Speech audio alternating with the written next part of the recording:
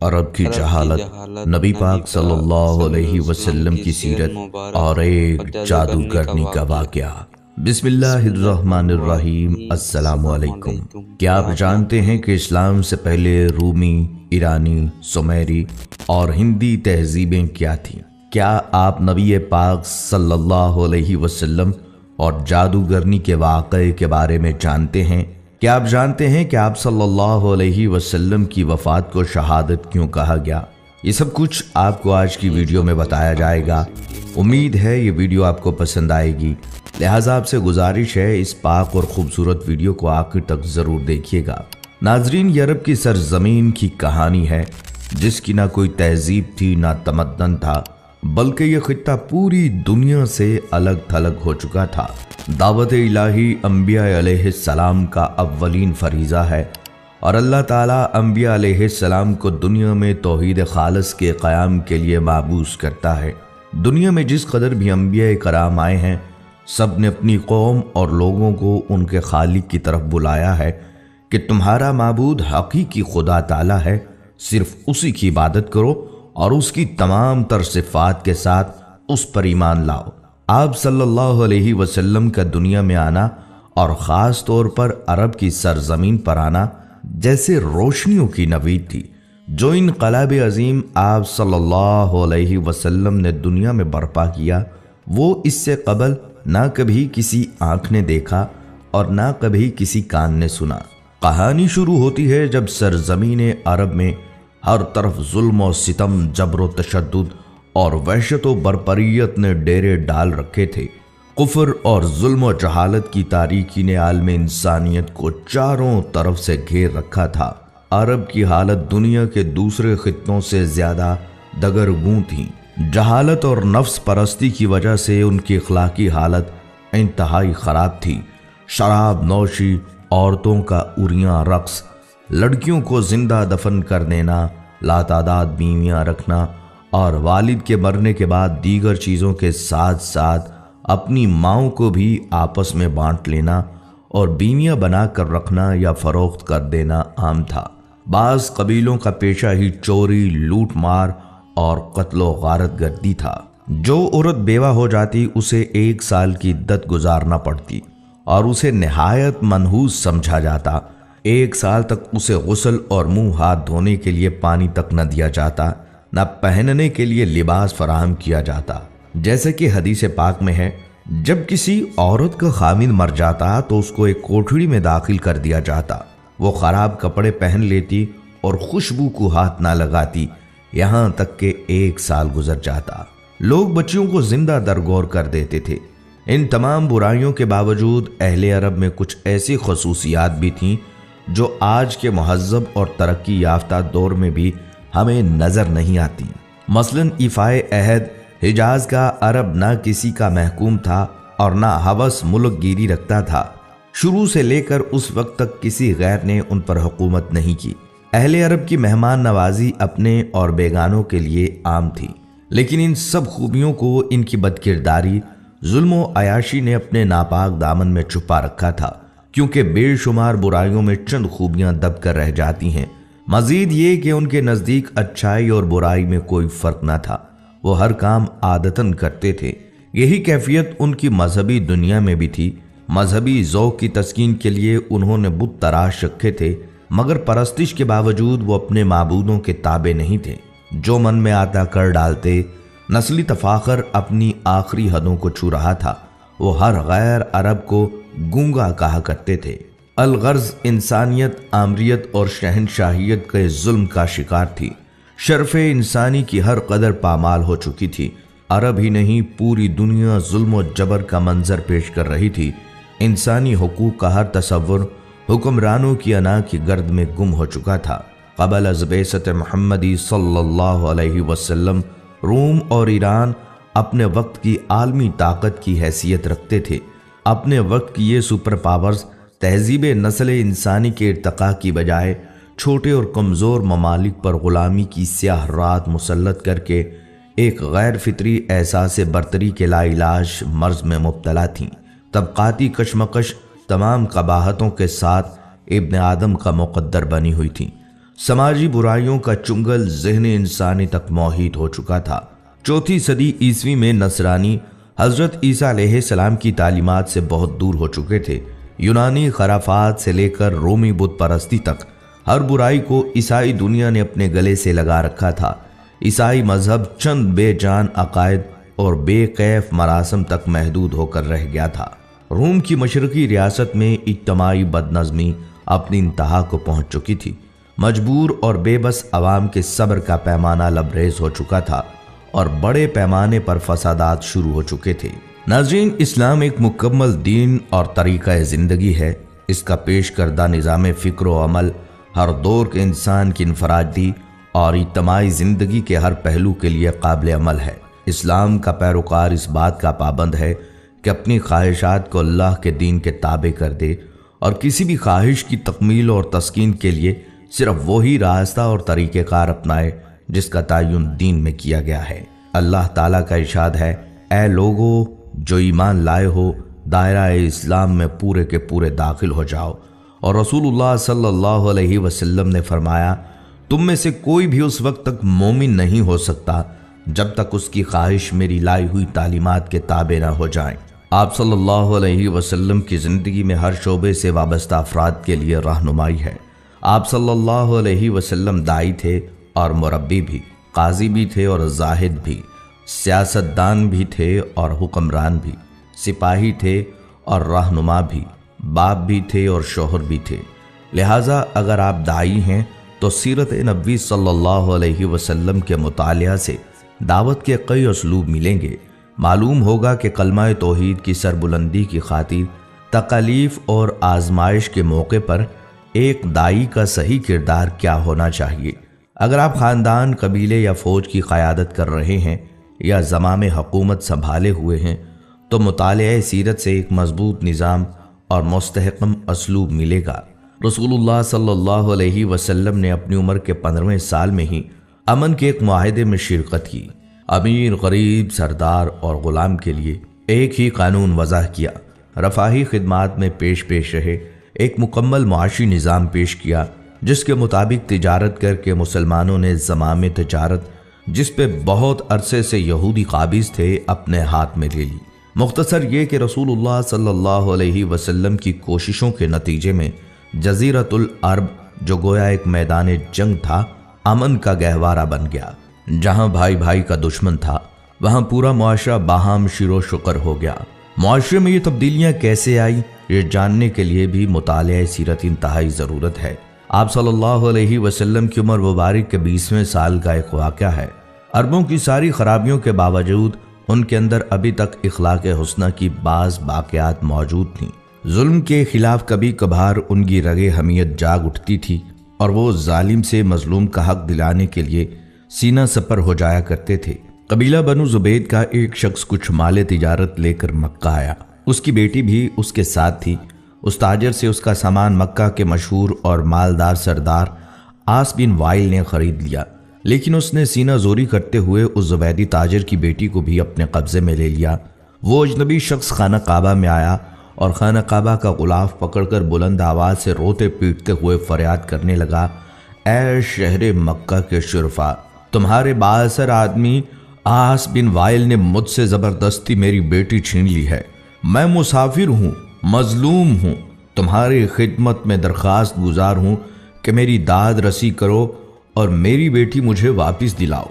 कुरैश के कुछ नौजवानों ने उस मजलूम की आहो पुकार सुनी तो अल्लाह ने उनके दिलों में यह बात डाल दी कि मर्दानगी का तकाजा है इस मुसाफिर की दाद रसी की जाए।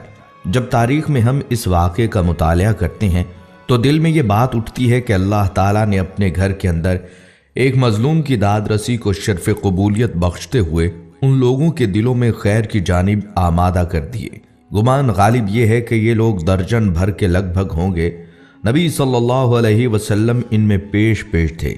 ये सब लोग उस जुबैदी को अपने साथ लेकर आस बिन वाइल के दरवाजे पर पहुंचे, उसे बाहर बुलाया और सब ने यक जुबान होकर कहा, इस मजलूम पर तुमने क्यों जुल्म ढाया है?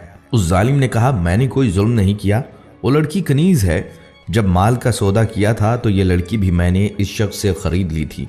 आस बिन वाइल का जवाब सुनकर वफद के लोगों ने زبیدی سے وضاحت مانگی تو اس نے کہا، خانہ کعبہ کی عظمت و تقدس کی قسم، میں نے اپنی لڑکی نہیں بیچی اور نہ ہی وہ کنیز ہے، وہ میری بیٹی ہے، اور اس شخص نے اپنی قوت کے بل بوتے پر زبردستی اسے اغوا کر کے اپنے گھر میں ڈال دیا ہے۔ اس پر وفد کے لوگوں نے سختی کے ساتھ عاص بن وائل سے بات کی تو اس بدبخت نے اپنے جرم کا اعتراف کر لیا اور زبیدی کی لڑکی اسے واپس دینا پڑی۔ لڑکی واپس کرنے کے وقت بدبخت عاص نے ارکان وفد سے کہا کہ میں کل صبح لڑکی واپس کروں گا، ایک رات مجھے اس کے ساتھ گزار لینے دو۔ وفد کے تمام غیرت مند ارکان نے اسے سختی کے ساتھ اس بد ارادی پر شرم دلائی اور کہا یہ ہرگز ممکن نہیں، چنانچہ اسے اپنے شیطانی ارادے پر عمل کا موقع نہ ملا۔ زبیدی کی بیٹی اسے واپس دلائی گئی۔ اب اس نے اپنی بیٹی کو ساتھ لیا اور اپنے علاقے کی طرف روانہ ہو گیا۔ ناظرین، اللہ سبحانہ تعالیٰ نے نبی صلی اللہ علیہ وسلم کو 40 سال کی عمر میں نبوت رسالت سے سرفراز فرمایا۔ نبوت سے نوازے جانے کے بعد آپ صلی اللہ علیہ وسلم 13 سال تک مکہ مکرمہ میں رہے۔ یہ زمانہ آپ صلی اللہ علیہ وسلم کی مکی زندگی کہلاتا ہے۔ آپ صلی اللہ علیہ وسلم نے مکی زندگی میں 3 سال تک خفیہ طور پر اپنے قریبی لوگوں کے سامنے اسلام پیش کیا۔ پھر آپ صلی اللہ علیہ وسلم نے 10 سال تک کھلم کھلا اشاعت اسلام کا کام کیا۔ اس کے بعد آپ صلی اللہ علیہ وسلم یثرب ہجرت کر گئے۔ اشاعت اسلام کی وجہ سے کفار مکہ آپ صلی اللہ علیہ وسلم کے جانی دشمن ہو گئے۔ جب تک نبی صلی اللہ علیہ وسلم نے اپنی نبوت اور رسالت کا اعلان نہیں کیا تھا، اس وقت تک آپ صلی اللہ علیہ وسلم مکہ میں ایک عقل مند اور دانشور، صادق اور امین اور اچھے انسان سے جانے جاتے تھے۔ جب آپ صلی اللہ علیہ وسلم نے اپنی نبوت کا اعلان کیا تو لوگوں نے آپ صلی اللہ علیہ وسلم کو جادوگر اور کاہن و ساحر جیسے معیوب لقب سے مشہور کرنے کی کوشش کی تاکہ لوگ آپ صلی اللہ علیہ وسلم کے قریب نہ آئیں اور نہ آپ صلی اللہ علیہ وسلم کی باتیں سنیں۔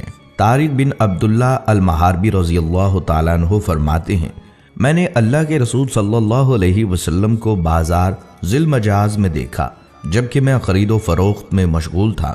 آپ صلی اللہ علیہ وسلم سرخ جبہ زیب تن کیے ہوئے تھے اور بلند آواز سے یہ فرماتے جاتے تھے، اے لوگو لا الہ الا اللہ کہو فلاح پاؤ گے۔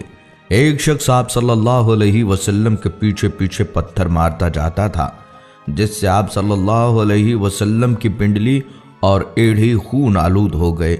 وہ شخص ساتھ ساتھ یہ بھی کہتا جاتا تھا، اے لوگو اس کی بات نہ سننا، یہ جھوٹا ہے۔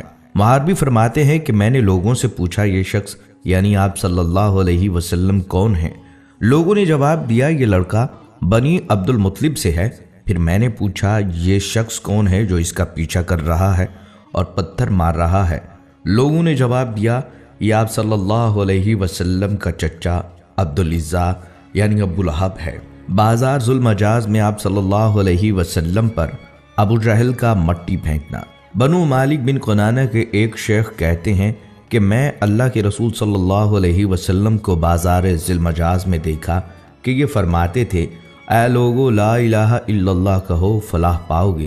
راوی فرماتے ہیں کہ ابو جہل آپ صلی اللہ علیہ وسلم پر مٹی پھینکتا تھا اور یہ کہتا تھا، اے لوگو خیال رکھنا یہ شخص تم کو تمہارے دین کے حوالے سے دھوکہ نہ دے دے، کیونکہ اس کا ارادہ ہے کہ تم لات و عزا کو چھوڑ دو، جبکہ رسول اللہ صلی اللہ علیہ وسلم اس کی طرف ذرہ برابر بھی التفات نہیں فرماتے تھے۔ ایک دفعہ نبی کریم صلی اللہ علیہ وسلم کعبہ شریف کے پاس نماز ادا کر رہے تھے۔ ابو جہل اور اس کے ساتھی وہاں بیٹھے تھے۔ ان میں سے بعض نے بعض سے کہا، تم میں سے کون ہے جو فلاں قبیلے کی اونٹنی کی اوجڑی لائے اور محمد صلی اللہ علیہ وسلم سجدے میں جائیں تو اسے ان کی پشت پر رکھ دے۔ عقبہ بن ابی معیط جو نہایت بدبخت، شقی القلب اور ملعون تھا، وہ وہاں سے اٹھا اور اوجڑی لے کر آیا۔ پھر وہ آپ صلی اللہ علیہ وسلم کے سجدے کا انتظار کرنے لگا۔ جب آپ صلی اللہ علیہ وسلم نے سجدہ کے لیے اپنے چہرہ مبارک کو زمیں بوس کیا تو اس نالائق نے اس اوجڑی کو آپ صلی اللہ علیہ وسلم کی پیٹھ پر کندھوں کے درمیان رکھ دیا۔ آپ صلی اللہ علیہ وسلم اس کے بوجھ کی وجہ سے اٹھ نہیں پا رہے تھے، سجدے کی ہی حالت میں پریشان تھے۔ دوسری طرف ابو جہل اور اس کے بے غیرت ساتھی سب کے سب ہنسنے اور ٹھاٹھے مارنے میں مصروف تھے۔ حضرت عبداللہ بن مسعود رضی اللہ تعالیٰ عنہ یہ سب کچھ دیکھ رہے تھے، مگر اپنی کمزوری اور ظالموں کے خوف سے رسول خدا صلی اللہ علیہ وسلم کا دفاع کرنے سے عاجز تھے۔ پھر آپ صلی اللہ علیہ وسلم کی لخت جگر حضرت فاطمہ رضی اللہ تعالیٰ عنہ آئیں اور اوجڑی کو آپ صلی اللہ علیہ وسلم کی پشت مبارک سے ہٹایا۔ حضرت عروہ بن زبیر رحمۃ اللہ علیہ نے عبداللہ بن عمر بن عاص رضی اللہ تعالیٰ عنہ سے پوچھا، مجھے اس سخت تکلیف سے باخبر کیجئے جس سے مشرکین نے آپ صلی اللہ علیہ وسلم کو دوچار کیا۔ انہوں نے فرمایا، ایک بار نبی صلی اللہ علیہ وسلم حتیم میں نماز ادا کر رہے تھے، اچانک عقبہ بن ابی معیط آیا اور آپ صلی اللہ علیہ وسلم کی گردن میں اپنا کپڑا ڈال دیا۔ پھر اس نے سخت طریقے سے آپ صلی اللہ علیہ وسلم کا گلا گھونٹا۔ پھر ابو بکر رضی اللہ تعالیٰ عنہ آئے اور انہوں نے عقبہ کا موڈھا پکڑا اور اس کو نبی صلی اللہ علیہ وسلم سے ہٹایا اور فرمایا، کیا تم مار ڈالو گے اس شخص کو اس وجہ سے کہ وہ کہتا ہے کہ میرا رب اللہ ہے؟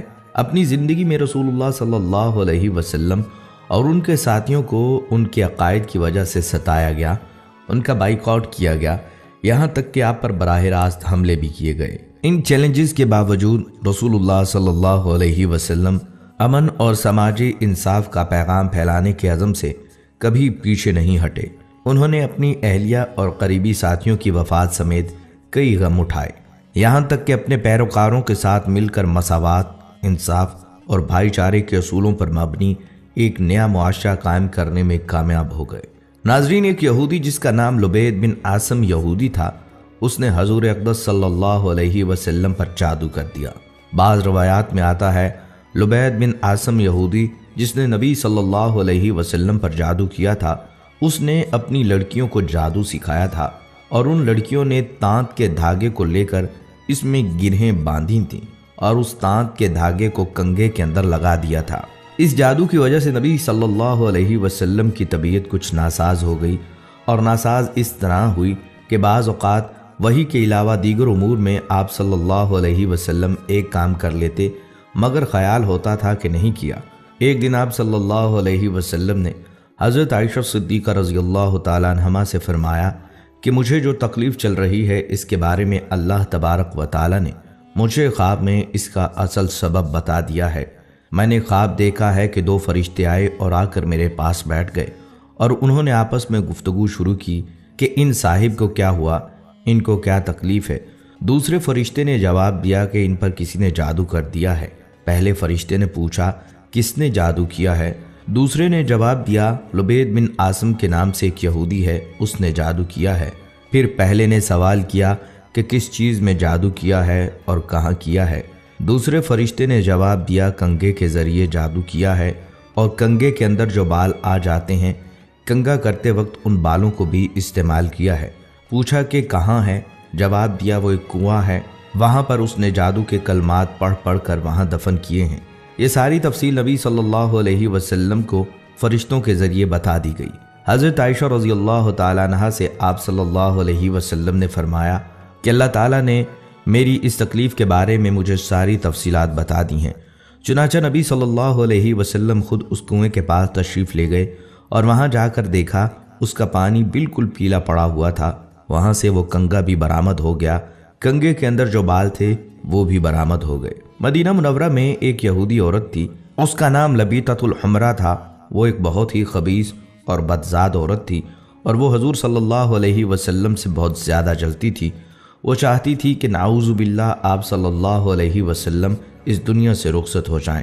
ایک دن اس عورت نے ایک جادوگر کے پاس جا کر کہا وہ حضور صلی اللہ علیہ وسلم پر ایسا جادو کریں کہ بیمار ہو جائیں۔